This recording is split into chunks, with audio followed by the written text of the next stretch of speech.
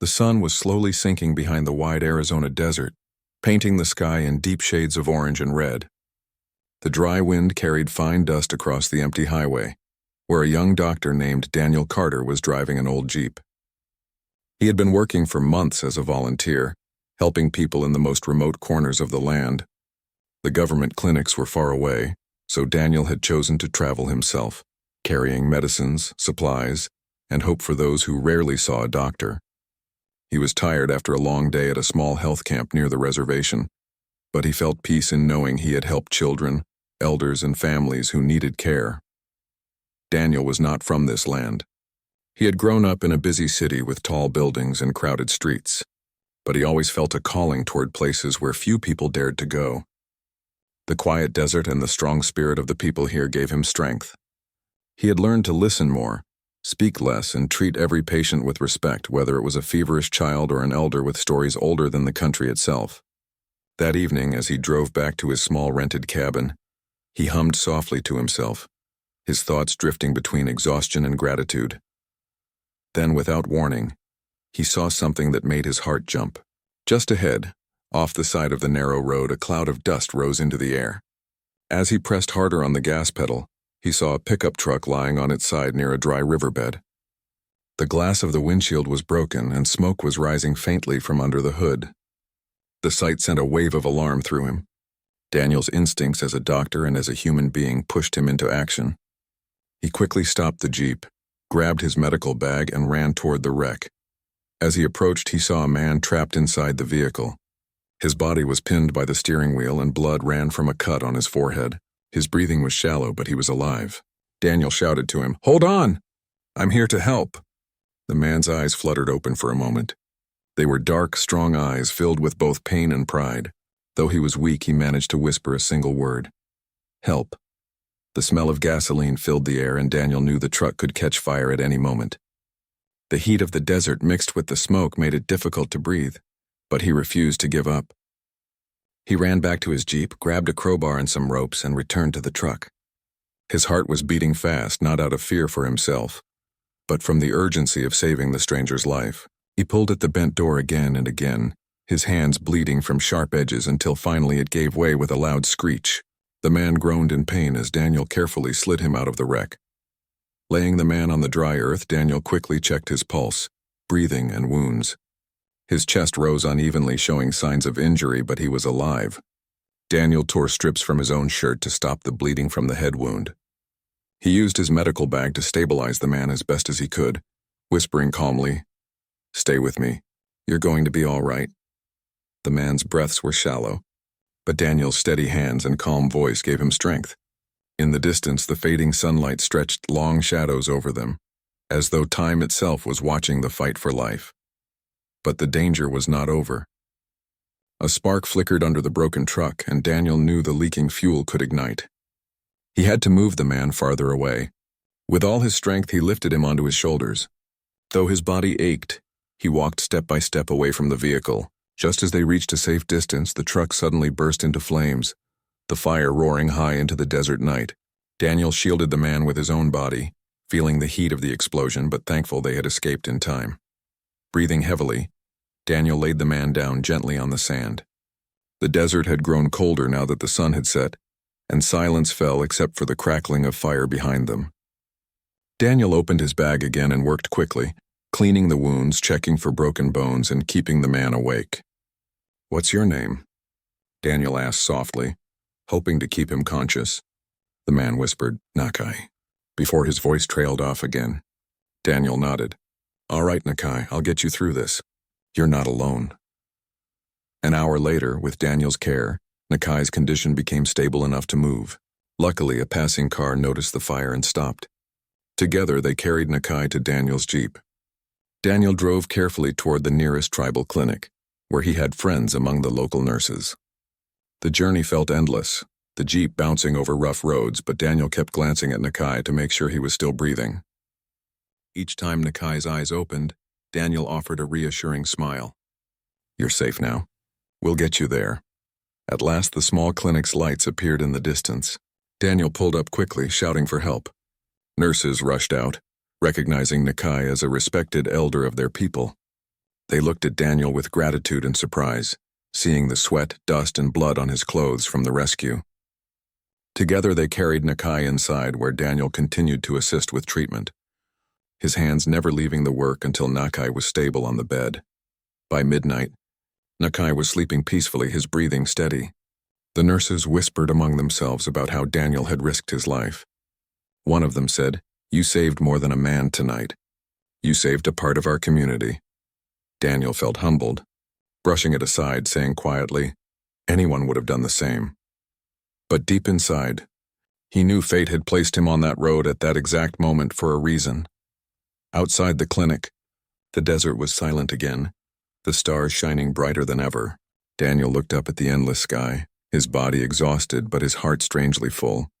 He had saved a man's life, but little did he know that this act would tie his own life to Nakai's family forever. Somewhere beyond those stars, destiny had already begun to weave a story larger than he could imagine. A few weeks had passed since the accident, and life in the desert seemed to return to its quiet rhythm. Daniel kept busy with his work, traveling to small villages, setting up free medical checkups and helping anyone who needed care. Yet in the back of his mind, he often thought about Nakai, the man he had pulled out of the burning truck.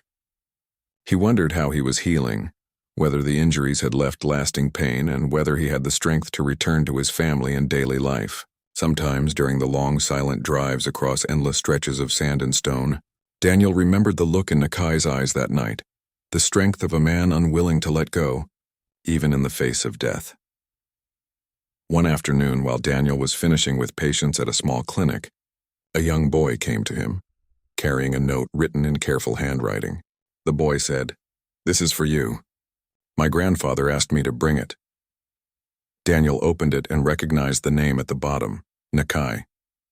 The note was short, written with few words, but it carried deep meaning. "Come to us. We will honor you. You are invited to sit with my family." Daniel folded the note carefully, feeling both honored and nervous. He knew such an invitation was rare and sacred. To be welcomed into a family gathering, especially one led by a respected elder, meant stepping into a world of traditions he only partly understood. The following evening, Daniel prepared himself. He wore clean but simple clothes, not wanting to appear proud or disrespectful. He carried with him a small basket of fruit and medicine, a token of gratitude. As the sun set, he drove toward the reservation where the red cliffs and tall mesas stood like silent guardians over the land. The sky was painted with stars by the time he arrived, guided by the sound of drums and laughter carried through the night air. He was welcomed by members of the tribe, who greeted him warmly and led him toward a large fire at the center of the gathering. Families sat in circles, their faces glowing in the light of the flames. Children played nearby, their laughter mixing with the sound of flutes and soft chanting. The scent of roasted corn and herbs filled the air, blending with the smoke of cedar wood. Daniel felt a sense of awe. He had been to many community events in his city, but nothing compared to this atmosphere of unity and spirit. Then he saw Nakai. The elder sat tall despite his injuries, wrapped in a blanket with patterns that told stories of his people. His face, though marked by lines of age and recent wounds, carried dignity and warmth. When he spotted Daniel, his eyes lit up and he raised his hand in welcome. Daniel walked closer and bowed his head slightly in respect. Nakai gestured for him to sit beside him, in a place of honor near the fire. As Daniel sat down, he noticed a young woman preparing food with graceful movements, her long, dark hair shining in the firelight. She moved with quiet confidence, speaking gently with the elders as she served them. When Nakai called her over, she stepped forward carrying a bowl. "This is my daughter, Alina," Nakai said with pride. Daniel nodded politely, and Alina offered him the bowl with a soft smile. Her eyes were bright and intelligent, and in that brief moment, Daniel felt something stir inside him, a quiet admiration, though he quickly pushed the thought aside out of respect. The evening continued with songs and stories. Elders spoke of the old ways, of battles fought and lessons learned, of the deep connection between the people and the land. Daniel listened carefully, realizing how much history and wisdom flowed in every word. When it was Nakai's turn to speak, he stood slowly with the help of a staff. Silence fell as the fire cracked and sparks flew into the night. "My friends, my family," Nakai began. his voice strong despite his age. "I stand here today because of the man sitting beside me. Weeks ago I was trapped between life and death. The desert would have claimed me, and fire would have taken what was left. But he, Daniel, came to me. He fought for my life as if it were his own. And because of him, I am here with you tonight. For this I give him my deepest thanks." The crowd murmured in agreement and many nodded with respect toward Daniel. Some even reached out to touch his shoulder, a gesture of gratitude. Daniel, overwhelmed, lowered his eyes humbly. He had not expected such recognition. For him, saving Nakai had been an instinct, a duty of his calling as a doctor, not something deserving of such honor. Yet here in this gathering it meant more than he could ever have imagined. As the night deepened, Nakai invited Daniel into his family's circle. They shared food and drink, and Daniel found himself talking with Alina. She told him about her studies in environmental science, about her dream to protect the rivers and forests for the generations to come. She spoke of her people's traditions, but also of her desire to bring modern knowledge to strengthen those traditions. Daniel listened with admiration, impressed by her determination and kindness. He realized that she carried both the spirit of her ancestors and the vision of the future. At one point, Nakai leaned closer to Daniel and said in a quiet but serious tone, "Among us, saving a life is more than an act of kindness. It is a bond that ties families together. Tonight I honor you not only with words but with something greater. You may not understand yet, but in time you will." His words carried weight, and Daniel felt a shiver of curiosity and uncertainty. He did not fully grasp what Nakai meant, but he sensed that this night marked the beginning of something much larger than himself. The fire burned lower as the hours passed, but the warmth of the gathering only grew stronger. Daniel felt both like an outsider and yet strangely at home. The laughter of children, the songs of the elders, the proud stories of the warriors, all surrounded him with a sense of belonging he had not known for a long time. When it was finally time to leave, Nakai placed his hand on Daniel's shoulder and looked deep into his eyes. "You are always welcome here," he said. "You are no longer a stranger to us. You are part of our circle." Daniel nodded with respect, touched by the words. As he walked back to his jeep under the clear desert sky, he looked once more at the fire where the family still sat together. Alina's face shone softly in the glow, her laughter ringing clear. Daniel turned away with a thoughtful heart, knowing that something had changed forever in his journey. What he did not realize was that this night was only the beginning. Nakai's gratitude ran deeper than words, and soon Daniel would face an offer that would test his heart, his values, and his understanding of love and duty. The days after the gathering passed quietly for Daniel, but his mind often wandered back to that night. He remembered the songs, the warmth of the fire, and the way Nakai had looked at him with a depth that carried more meaning than the words spoken. He also thought about Alina, her voice, her intelligence, and the determination that shone in her eyes when she spoke about protecting the land. Something about her stayed with him, though he reminded himself that he was just a guest in their world. His duty was to serve as a doctor, not to become part of lives already rich with tradition and family bonds.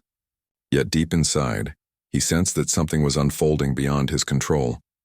One afternoon, while Daniel was organizing supplies at his cabin, a knock came at the door. When he opened it, Nakai stood there leaning on his carved wooden staff, his posture strong despite the healing injuries. His presence alone filled the space with dignity. Daniel quickly invited him in, offering him water and a seat. Nakai looked around the modest cabin, nodding quietly at the shelves lined with medical books and jars of herbs. After a long pause, he said, "I came today because words must be spoken between us. The night of the gathering was not the end, but only the beginning." Daniel listened carefully, his heart beating a little faster. Nakai's tone was serious, carrying the weight of tradition. The elder fixed his deep eyes on him and spoke slowly, as though each word carried the voice of his ancestors. "You saved my life, Daniel. In our belief, when a man saves another, the bond cannot be measured by simple thanks. It must be honored in a way that joins families forever. For this reason, I offer you something greater than words. I offer you my daughter Alina as your wife." The words hung in the air, heavy and unexpected. Daniel sat frozen, unsure if he had heard correctly. He knew Nakai was a man of deep tradition, but he had not imagined such an offer. His first instinct was shock, followed by worry. He respected Alina, but marriage was not something to be entered lightly. nor could he accept it as a form of debt. "Nakai," he said gently, "your words honor me more than I can say. But this is a great matter. I do not know if I am worthy, and I do not want to disrespect you or your daughter by rushing into something so important." Nakai's face remained calm, though his eyes carried a firmness that showed he had thought deeply before making this declaration. "You are already worthy," he said. "You proved it with your courage and your heart. But this is not only about me or my gratitude. It is about what is right in the eyes of our people. A life saved must be bound with another, so that balance is kept." As Nakai spoke, Alina appeared at the doorway. She had been outside gathering herbs and had overheard part of the conversation. She stepped inside slowly, her face calm but her eyes thoughtful. "Father," she said softly, "I respect your wish, but this decision is also mine. Marriage cannot be a gift or an obligation. It must come from choice." Her words carried strength, and Daniel felt a wave of relief. He admired how she spoke with both respect for her father and a clear sense of her own voice. Nakai turned toward her, his expression softening. "Daughter, you are right. But I see what perhaps you do not yet. I see how his spirit and yours already walk the same path. You both serve life, though in different ways. You protect the earth, he protects its people. That is why I speak these words." The room grew quiet. Daniel felt torn between honor and hesitation. He respected Nakai's tradition, but he also respected Alina's freedom. Looking at her, he saw no anger, only calm strength.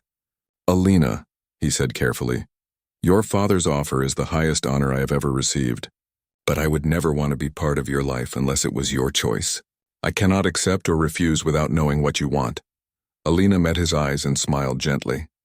"I want to finish my studies.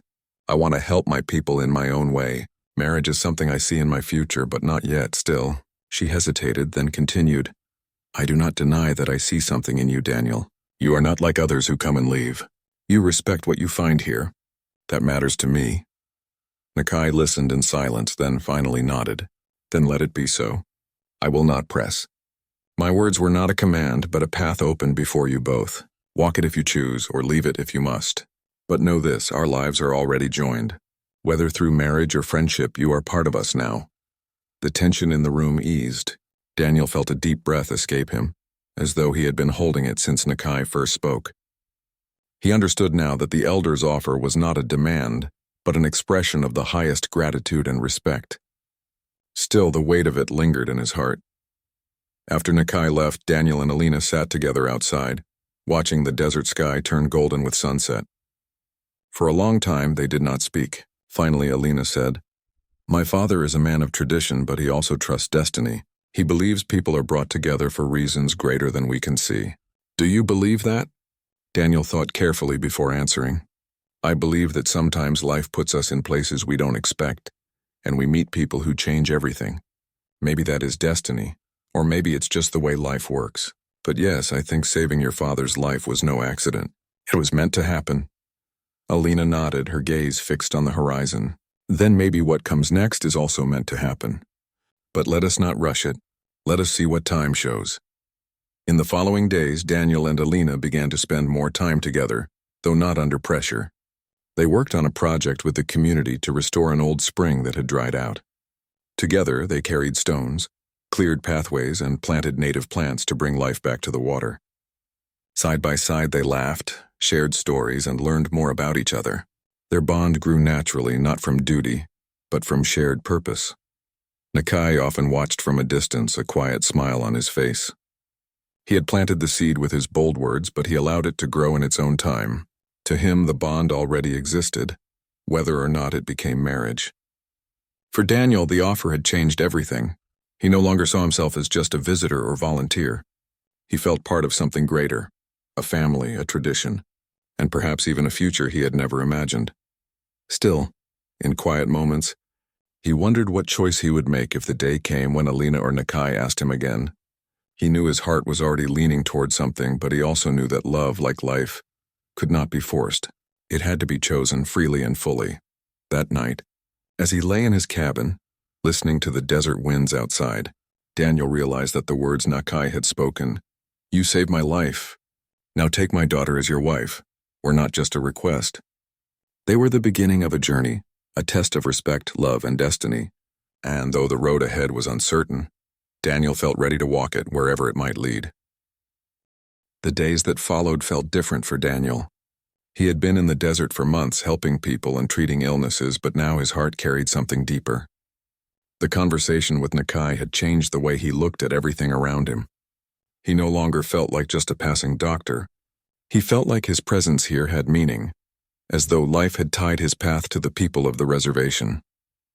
And at the center of it all was Alina, the daughter of the man whose life he had saved. Daniel and Alina began to spend more time together, though not because of Nakai's words, but because their own steps kept bringing them back to the same place. She often joined him when he visited the tribal clinic, translating for elders who spoke little English. Sometimes she helped him gather herbs, showing him which plants her people used for healing long before modern medicine. Other times, Daniel joined her in her environmental work, helping her clear streams and plant trees. Through these small acts, they built something more powerful than they realized, a quiet bond of trust and respect. One afternoon, they went together to a sacred spring hidden between two cliffs. The spring had once been a source of fresh water for the tribe, but years of neglect and drought had caused it to run weak. Alina had made it her project to restore it. She carried small plants and saplings in a basket, determined to bring life back to the place. Daniel helped her dig the earth, place stones in careful patterns, and build a small wooden barrier to guide the flow of water. Sweat ran down their faces, but they worked with laughter and light-hearted teasing. For Daniel, it felt less like work and more like being part of something beautiful.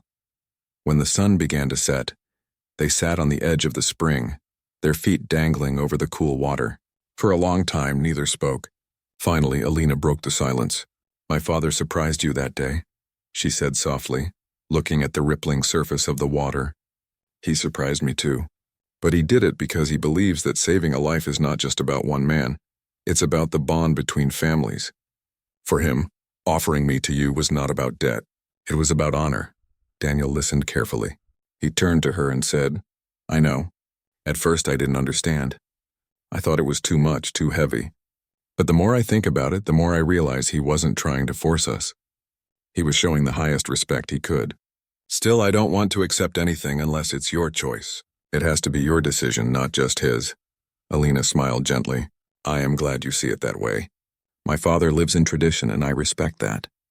But I live between two worlds, his world and the modern world. I want to honor both, but I also want my life to follow my heart." She paused, then added, "When I was younger, I always thought I would marry someone from my own people. But now I don't know. Sometimes life brings strangers who feel like they belong more than anyone else."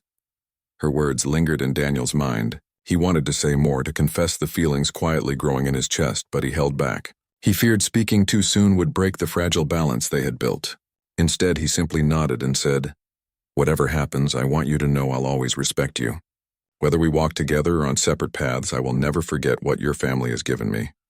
The next day, Daniel was invited to meet with some of the elders. At first, he felt nervous, unsure of what they might think of him. But when he arrived, he was greeted warmly. They offered him food and asked him questions, not about medicine or science, but about his heart. They wanted to know why he had come to their land, what he hoped to find here, and whether he truly respected their ways. Daniel answered honestly, telling them he had come because he wanted to serve those who had little access to care. He explained how much he admired their traditions and how he wanted to learn, not only teach. His sincerity moved them, and they nodded with approval. One elder, with hair as white as snow and eyes sharp as an eagle's, leaned closer to him and said, "Nakai was right to see something in you. You are not just a visitor. You are a man who carries respect. That is rare." Those words stayed with Daniel long after he left. Meanwhile, Nakai remained silent on the subject of marriage, but his watchful eyes saw everything. He saw the way Daniel and Alina worked side by side, the way they spoke to each other, the way laughter often followed them like sunlight. Yet he did not push. He had opened the door with his bold declaration, but he knew that true union could not be forced. It had to grow on its own, like the roots of a tree that slowly dig deeper into the earth. One evening, Daniel sat outside his cabin, staring at the stars scattered across the endless sky. The desert was quiet, but his heart was restless. He thought about his own life, how he had left the city, how he had chosen this path of service and how he had never expected to find himself tied to a people so different yet so familiar. He thought about Alina, about the strength she carried and about the way his heart always seemed calmer when she was near. Slowly, he began to realize that what Nakai had seen might be true. Perhaps destiny had led him here for more than just healing the sick. Perhaps it had led him here for love. The following week, Daniel and Alina were asked to lead a community project together. The tribe planned to repair an old school building where children would learn both modern subjects and the traditions of their ancestors. It was a project that symbolized unity between old and new. Daniel organized medical supplies for the children, while Alina gathered volunteers to paint the walls with bright colors and traditional designs. Together, they worked tirelessly, guiding others, encouraging laughter, and creating a space where future generations could thrive. As the project came to life, people began to whisper quietly among themselves. They noticed how naturally Daniel and Alina worked together, as though they were already a pair. Some believed Nakai's words were not just tradition but prophecy, yet no one spoke of it aloud, out of respect for the freedom of choice. One evening, after a long day of work at the school, Daniel and Alina walked home together under the starlit sky. Their shoulders brushed lightly as they walked, and the silence between them was filled with unspoken thoughts. Finally, Alina stopped and looked at him. "Do you ever wonder," she asked softly, "if all of this happened because it was meant to? You being here, saving my father, being part of our lives?" Daniel met her gaze, his heart steady. "I do wonder, and every day I feel more certain that it was no accident. Some things in life are too perfectly woven to be chance." Alina smiled, her eyes glistening in the moonlight. She did not answer with words but walked closer, her presence speaking louder than anything she could have said. In that moment, Daniel knew that no matter what path lay ahead, he would walk it with her if she chose to walk beside him. Back at home, Nakai sat by the fire, watching the flames dance. When Daniel and Alina entered, their closeness did not escape his notice. He said nothing, but in his heart he felt peace. His bold words had planted the seed, but now he saw that destiny was doing the rest. Months had passed since Nakai had made his bold offer, and the desert had shifted with the seasons. The air had grown cooler at night, and the morning smelled faintly of damp earth and sage. Daniel had continued his work, traveling to villages, helping the sick, and assisting with community projects, but now his life carried a new layer of meaning. He was no longer just a doctor passing through. He was someone who had become part of the people he served. The bond with Nakai and his family had grown quietly, like roots stretching deep into the soil of a vast, enduring land. Alina had been busy with her studies, finishing her degree in environmental science. Her days were long, filled with field work, community projects, and research, yet she always found time to meet Daniel. Their connection had grown naturally over shared purpose and respect. They laughed together, struggled together while restoring streams or repairing buildings, and shared quiet moments under the vast desert sky. Slowly, a deep affection blossomed, built not on obligation but on understanding, admiration, and genuine care. One late afternoon, Nakai invited Daniel and Alina to sit with him near the sacred fire outside their home. The sun was low, casting long shadows across the land, and the flames flickered gently in the evening wind. Daniel felt a sense of calm and anticipation as they approached. Nakai looked at them with a steady gaze, the lines on his face softened by age and experience.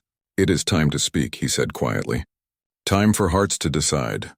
Daniel and Alina sat beside him, each feeling the weight of the moment. Nikki's words were not commands. They were guidance, a final invitation to choose freely.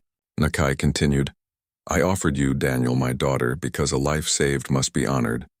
But I also understand that true bonds cannot be forced. They must be chosen by the heart. I will not speak more than this. The choice is yours and hers. Whatever you decide, my respect remains." For a long time, silence settled over them. Daniel looked at Alina, seeing the strength and intelligence reflected in her eyes. "Alina," he began carefully, "these past months have been the most meaningful of my life. I never expected to find a family here, to feel so connected, or to meet someone like you. My heart tells me that I want to walk beside you, not because of duty, but because I truly care for you." Alina looked down, taking a deep breath. "Daniel, I have felt the same. I admire your courage, your humility, and the way you treat people with respect and care. These months have shown me that your presence is not just helpful. It is part of my life now. But I also needed to finish my studies to grow on my own before I could make a decision about the future. Now I feel ready." Nakai nodded slowly, a quiet smile on his face. "Then it seems your hearts are ready. You have chosen not out of obligation, but out of love and understanding. That is the way it must be." In the weeks that followed, Daniel and Alina began planning their lives together. They worked with the tribe to organize a small ceremony, blending tradition and modern customs. Elders shared stories and blessings while children danced around the fire, their laughter echoing across the mesas. The community came together to celebrate not just a union of two people, but a union of hearts, cultures, and shared purpose. On the day of the ceremony, Daniel stood quietly, watching the faces around him. He saw Nakai, strong and proud despite his age, and he felt gratitude beyond words. He thought back to the night of the accident, to the moment he had pulled Nakai from the burning truck, and he realized how much had changed since then. That single act of courage had set in motion a chain of events that had shaped not only Nakai's life, but his own. Alina walked toward him, her presence radiant with confidence and grace. She had chosen this path freely, and Daniel felt honored to stand beside her. They exchanged vows not merely of love, but of respect, trust, and partnership. Their promises were simple yet profound: to support each other, to honor their families, and to serve their community together.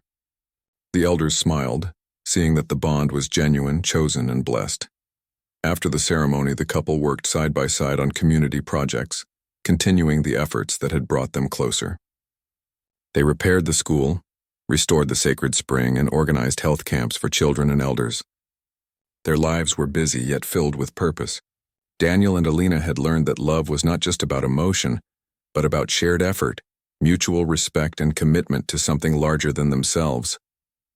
Nakai often watched them, quietly proud. He had opened the door with his words, but he had allowed love and choice to guide the rest. He saw that the bond between Daniel and Alina was strong because it was freely chosen, not imposed.